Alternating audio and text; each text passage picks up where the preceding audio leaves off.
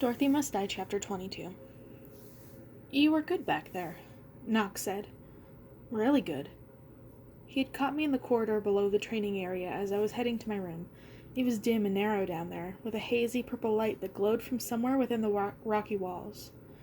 "Thanks," I said. "Melindra had it coming. She's used to winning. She let her guard down." "Yeah," he said, "but you beat her fair and square. You've gotten so much better. It's not just the magic, it's the rest of it. I don't even think you know you're doing it. The way you move, the way you think on your feet. You've gotten so good so fast. You're a natural, you know." "I wonder what happened," I said. He gave me a funny look. "What do you mean?" "I mean, I was never like this before.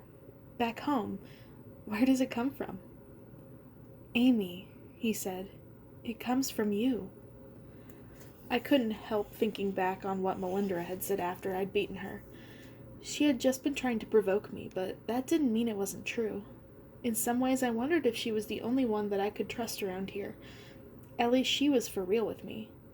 Everyone in this place had an ulterior motive. It wasn't even all that ulterior. Everything everyone did, everything they said to me, was all designed to push me in one way or another, was all meant to force me into becoming the person they thought I was, to become the weapon they needed.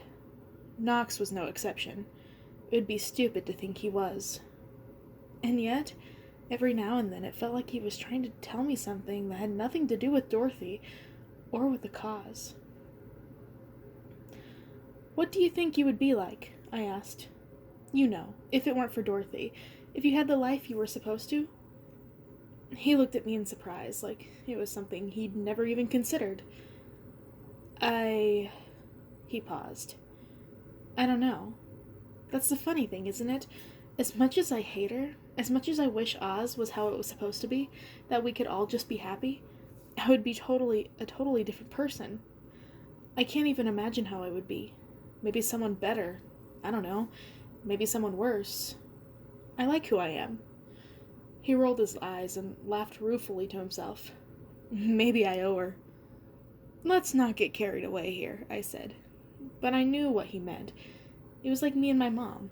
Yeah, she'd been pretty crappy at the whole parenting game, but what if she hadn't been? Who was to say I wouldn't have turned out like Madison Pendleton?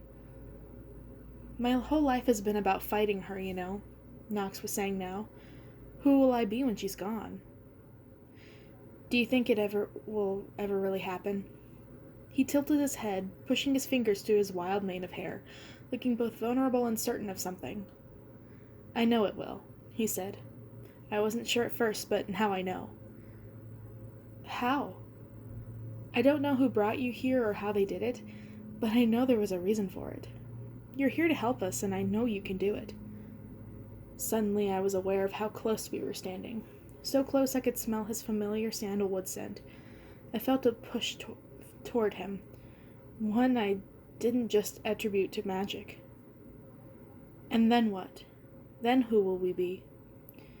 He leaned in toward me the tiniest bit. "Then everything changes," he said quietly. "Then I'm different. You'll be different too. You're different already, I know it from the beginning, but—" I leaned toward him now too, and as if I were channeling Gert, anticipating something I really wanted, wondered if I actually would make it happen, without any magic at all. Suddenly his face changed and he looked away. "You have to promise to be careful tomorrow," he said. "I didn't want to bring you, but Mombi wouldn't listen. The lion is no joke. You have to promise me you won't do anything stupid. We need you too much. You're too vulnerable." For a second I thought he was saying something different, but now his jaw was set and I remembered again. "I know the deal," I said. "I know I am important to you." I was testing him now. I wanted him to correct me. He stared at me for what felt like the longest time, but he didn't say anything else. I turned around. "Dorothy must die, I get it. But in the meantime, what are you living for?" I asked. He didn't answer.